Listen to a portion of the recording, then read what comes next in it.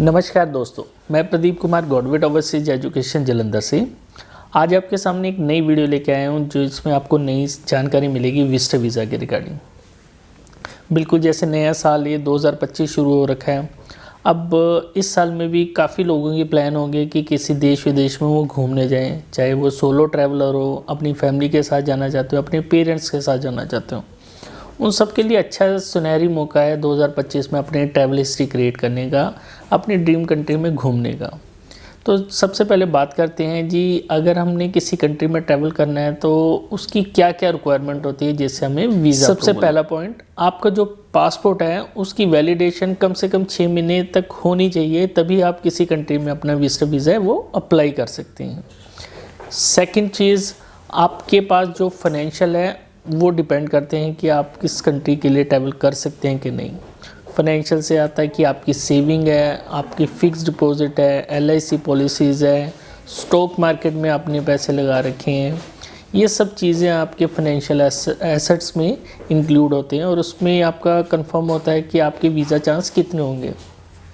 अगर आपने अपनी सेविंग में 4 से 5 लाख रुपए रखे हैं, अगर मैं सिंगल ट्रैवलर की बात करूं तो 4 से 5 लाख रुपए अगर आपकी सेविंग अकाउंट में पड़ा है, उसके अलावा आपने 1-2 लाख की अपनी FD करवा रखी है, कुछ शेयर मार्केट में अपने पैसे लगा रखे हैं, LIC पॉलिसी करा रखी है, तो सम ऑफ आपका 7 से 8 लाख रुपए अगर आपके अकाउंट में है तो आप एक अच्छी कंट्री, बड़ी कंट्री में ट्रैवल कर सकते हैं। जैसे कि कनाडा के लिए हो गया, US हो गया, शेंगन एरिया हो गया, UK हो गया। इन कंट्री में आप अपना वीज़ा इजीली अप्लाई कर सकते हो और आपके वीज़ा चांस भी काफ़ी ज़्यादा अच्छे रहते हैं। दूसरी बात करें कि आपके फाइनेंशियल थोड़ी कम है, यानी कि आपके पास इस तरह के सारे फंड मिला के 4 से 5 लाख रुपया अगर आपके अकाउंट में बैलेंस है, उन लोगों को भी निराश होने की ज़रूरत नहीं। वो भी एक अपना जो विजिटर वीज़ा लगा सकते हैं एक अच्छी कंट्री में। उसके लिए मैं हमेशा रिकमेंड करता हूँ, जितने भी मेरे क्लाइंट्स मेरे पास आते हैं, हमारे पास विज़िट करते हैं, हमसे गाइडेंस लेते हैं, जिनके पास थोड़ा फाइनेंशियल वीक होता है, हम ट्राई करते हैं कि उन पर्सन को शेनिंगन में ट्रैवल कराया जाए। क्योंकि शेनिंगन में अगर आपके पास 4 से 5 लाख रुपए आपके अकाउंट में है तो काफ़ी सफिशिएंट माना जाता है। अब बात करें कि वीज़ा ऑफिसर का थॉट ऑफ व्यू क्या होता है आपको वीज़ा अप्रूवल करने के लिए। वीज़ा ऑफिसर जब भी आपकी प्रोफाइल उनके पास जाती है, वो ये चेक करते हैं कि आपका इंडिया से उनकी कंट्री में आने जाने का खर्चा, वहाँ पर जितने दिन का अपना ट्रैवल प्लान बनाया उतने टाइम का रहने का खर्चा, खाने पीने का खर्चा, वहाँ पर आपका शॉपिंग का खर्चा, और उसके बाद आपका सेविंग में क्या बचता है। जिस दिन हम ये कैलकुलेशन प्रॉपर तरीके से अपनी बना लेते हैं, वीज़ा ऑफिसर को उस कैलकुलेशन से सेटिस्फाइड कर देते हैं, तो आपका वीज़ा अप्रूवल करने में उन्हें कोई हिचकिचाहट नहीं होती, वो आपका वीज़ा ईजिली। अब तीसरा सबसे ज़रूरी पॉइंट वो है आपके जॉब से रिलेटेड, आपके काम से रिलेटेड डॉक्यूमेंट। जैसे कि अगर आप किसी कंपनी में जॉब कर रहे हैं उससे रिलेटेड डॉक्यूमेंट, आप अगर बिजनेस कर रहे हैं आपके बिजनेस रिलेटेड डॉक्यूमेंट, इवन अगर आप रिटायर्ड हैं तो आपके रिटायरमेंट के डॉक्यूमेंट, ये सब चीज़ें आपके पास अगर प्रॉपर हैं तो आपको वीज़ा मिलने में काफ़ी ज़्यादा हेल्प मिलती है। क्योंकि ये डॉक्यूमेंटेशन ही आपकी जो है फाइनेंशियल इंफॉर्मेशन है। जैसे कि मान लीजिए आप जॉब कर रहे हैं किसी भी कंपनी में, चाहे वो प्राइवेट सेक्टर हो चाहे वो गवर्नमेंट सेक्टर हो, अगर आप वहाँ जॉब कर रहे हैं आपके पास आपका एक ID कार्ड होना चाहिए। उसके अलावा आपको कंपनी से NOC लेटर यानी कि लीव लेटर लेना ज़रूरी है। उसके अलावा आप कोशिश कीजिए अपना एक एक्सपीरियंस लेटर भी मेंशन कीजिए जिसमें आपकी जॉब ड्यूटीज़ सारी लिखी होनी चाहिए, वो भी आप उसमें अटैच कर सकते हैं। कम से कम 3 महीने की आपकी सैलरी स्लिप हमारे पास होनी चाहिए। इवन अगर आपकी सैलरी अकाउंट में आ रही है वो भी आपके लिए प्लस पॉइंट है। अपनी सैलरी अकाउंट की स्टेटमेंट भी कम से कम 3 महीने की आप अटैच कीजिए, जिसमें आपकी सैलरी क्रेडिट होती आपके जो स्टेटमेंट में शो होनी चाहिए। उसके अलावा आपकी ITRs हैं, कम से कम 2 साल की ITR हमेशा आप यूज़ कीजिए किसी भी कंट्री के लिए अगर आप अपना विजिटर वीज़ा अप्लाई कर रहे हैं। गवर्नमेंट जॉब में है तो कोशिश कीजिए कि अपना फॉर्म 16 है वो भी कम से कम 2 साल का ज़रूर ऐड करें। ये सब चीज़ें आपको वीज़ा दिलाने में आपको उसी तरह अगर मैं बात करूं कि अगर आप बिजनेस पर्सन हैं, आप अपना कोई बिजनेस रन कर रहे हैं, तो हमेशा याद रखिए जब भी आप बिज़नेस अपना कोई रन कर रहे हैं आपको अपना बिज़नेस रजिस्ट्रेशन करवाना सबसे ज़रूरी चीज़ है।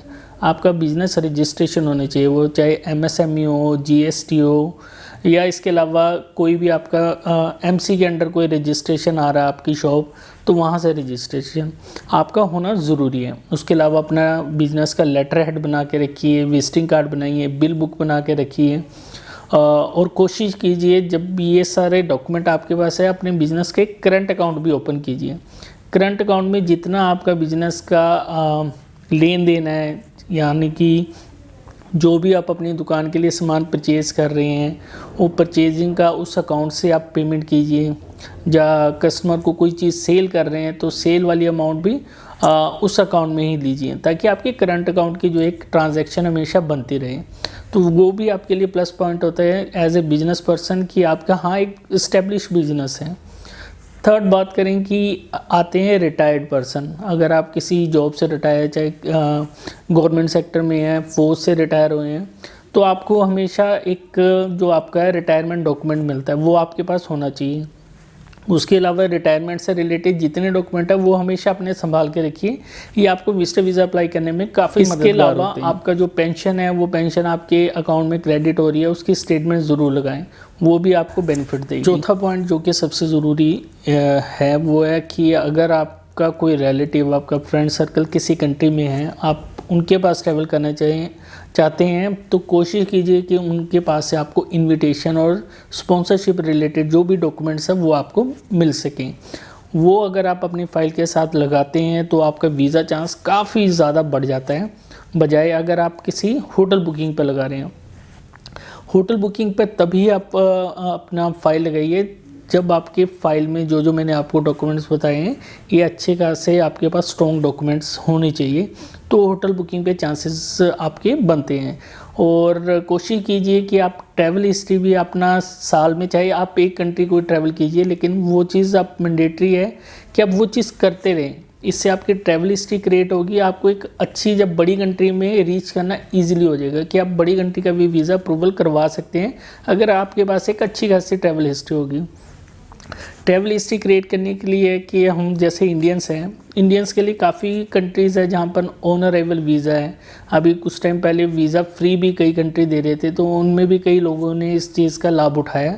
आप भी इस तरह कर सकते हैं कि जब भी कोई इंडियंस पासपोर्ट होल्डर के लिए स्कीम आती है कि कोई कंट्री उन्हें वीज़ा फ्री दे रही है, जब वीज़ा उन्हें अराइवल दे रही है, आप कोशिश कीजिए उन कंट्री में एक बार ट्रैवल कर लीजिए। उससे आपके पासपोर्ट की जो है पासपोर्ट पर आपके स्टैंपिंग आ जाएगी, उस कंट्री की ट्रैवल हिस्ट्री क्रिएट हो जाएगी। तो जब आप किसी अच्छी कंट्री के लिए, बड़ी कंट्री के लिए अप्लाई करेंगे तो आपका वीज़ा ऑफिसर देखेगा कि हाँ ये पर्सन ऑलरेडी ट्रैवल कर चुका है कुछ कंट्री में, तो उन्हें हिचकिचाहट नहीं होगी आपको वीज़ा देने में। अभी कुछ टाइम से आप देख रहे होंगे कि कनाडा में भी एक न्यूज़ चल रही थी कि मल्टीपल वीज़ा आएगा कि सिंगल एंट्री वीज़ा आएगा, किस तरह आएगा।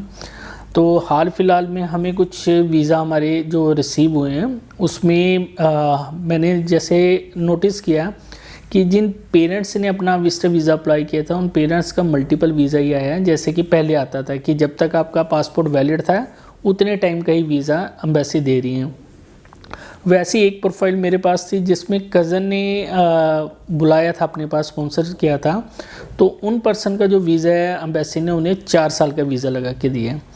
तो ये अब काफ़ी हद तक सिनेरियो साफ़ हो रहा है कि कनाडा एम्बेसी इस समय वीज़ा देगी पेरेंट्स को मल्टीपल, कि जो भी पेरेंट्स है, क्योंकि पेरेंट्स ने बार बार ट्रैवल करना होगा अपने बच्चों के पास, तो उन्हें मल्टीपल वीज़ा की ज़रूरत रहेगी। उसी तरह अगर हम किसी ओकेशन के लिए जा रहे हैं, कोई बर्थडे पार्टी है या कोई मैरिज अटेंड करने जा रहे हैं या कोई इमरजेंसी आ गई मेडिकल के लिए, या फ्यूनरल आ जाता है किसी का, उन केस में हो सकता है एम्बेसी आपको 1 साल, 2 साल या 4 साल, वो डिपेंड करेगा एम्बेसी पर, वो आपको कितने साल का वीज़ा देंगे।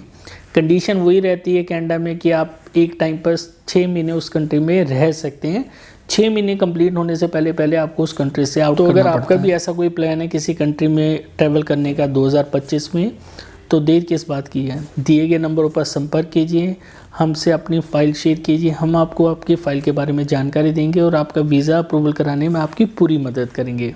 और इस तरह की लेटेस्ट वीडियो की अपडेट जानकारी लेने के लिए आप हमारी यूट्यूब चैनल को सब्सक्राइब कर सकते हैं। फेसबुक और इंस्टा पेज को फॉलो कीजिए, वहाँ पर भी आपको लेटेस्ट अपडेट हमेशा टाइमिंगली मिलती रहेगी। तो देर किस बात की, जल्द से जल्द संपर्क कीजिए। धन्यवाद जी।